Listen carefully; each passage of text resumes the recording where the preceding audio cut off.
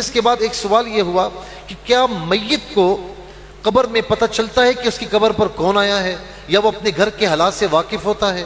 رضوان بھائی نے فیصلہ آباد سے یہ پوچھا۔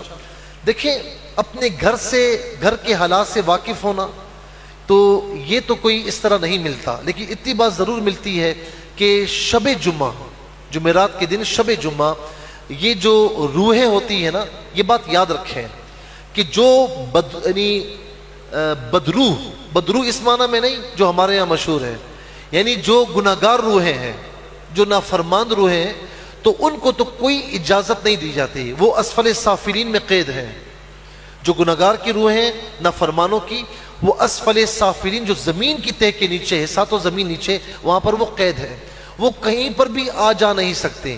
تو یہ جو مشہور ہوتا ہے نا کہ فلاں کی بدروح آ گئی، فلاں کی بدروح، یہ ایسے ہی ہے، اس کا کوئی شریعت میں گنجائش نہیں ہے، ٹھیک ہے؟ تو جو بد روحیں ہیں، یعنی گناہگار نافرمان روحیں، ان کو قید کر لیا جاتا ہے، ان کو آنے جانے کی اجازت نہیں ہوتی۔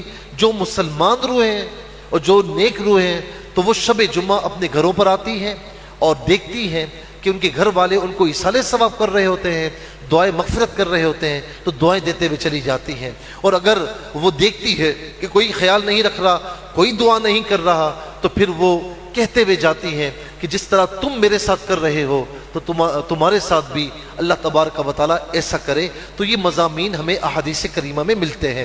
تو کیا میت کو قبر میں پتہ چلتا ہے کہ اس کی قبر پر کون ملنے آئے؟ دیکھیں، میت ہمارے لیے ہے، وہ مردہ ہمارے لیے مردہ ہے، لیکن جیسے ہی قبر میں دفنا دیا جاتا ہے، یا جیسے ہی برزخ کے معاملات شروع ہوتے، روح لوٹا دی جاتی ہے۔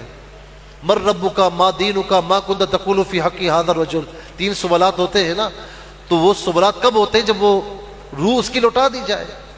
وہ جواب دیتا ہے باقاعدہ، ربی اللہ دینی الاسلام ھذا نبینا، وہ جواب دیتا ہے صلی اللہ علیہ وسلم۔ تو ظاہر ہے کہ روح لوٹائی جاتی ہے تو جواب دیتا ہے۔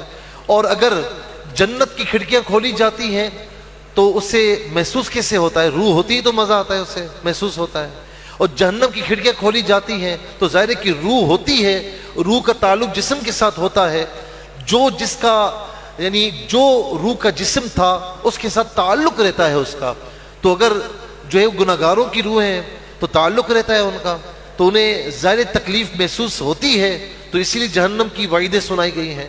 تو اچھا، پھر اس کے ساتھ کیا ہوتا ہے کہ جب قبرستان ہم جاتے ہیں تو حکم ہے کہ السلام علیکم یا اہل القبور، صحیح حدیث میں ہے، سلامتی ہو تم پر اے قبر والو، یغفر اللہ لنا ولکم وانتم سلفنا ونحن بالاثر، اللہ تعالیٰ ہماری بھی اور تمہاری بھی مغفرت فرمائے، تم ہم سے پہلے آ گئے ہو، تمہارے پیچھے پیچھے ہم بھی آ رہے ہیں۔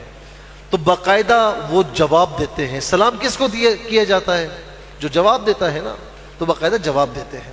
یہاں تک کہ جو ان کی قبر پر آتا ہے اور آ کر جو ہے وہ دعا کر کے رخصت ہوتا ہے، تو وہ جانتے بھی ہیں اور ان کے قدموں کی آہٹ بھی اس مردے کو سنائی دیتی ہے۔ یہ حدیث پاک میں بالکل صحیح حدیث میں موجود ہے۔ اسی لیے کہا گیا کہ مردے کے آپ سرہانے سے جو ہے وہ حاضی نہ دیں، بلکہ اس کی جو ہے وہ پاؤں سے حاضی دیں تاکہ اسے تکلیف نہ ہو۔ ظاہر ہے کہ آپ سرہانے لیٹے ہوئے ہیں، کوئی سر پہ آگے کھڑا ہو جائے تو آپ یوں دیکھیں گے نا، یوں کر کے، اسے تکلیف نہ ہو۔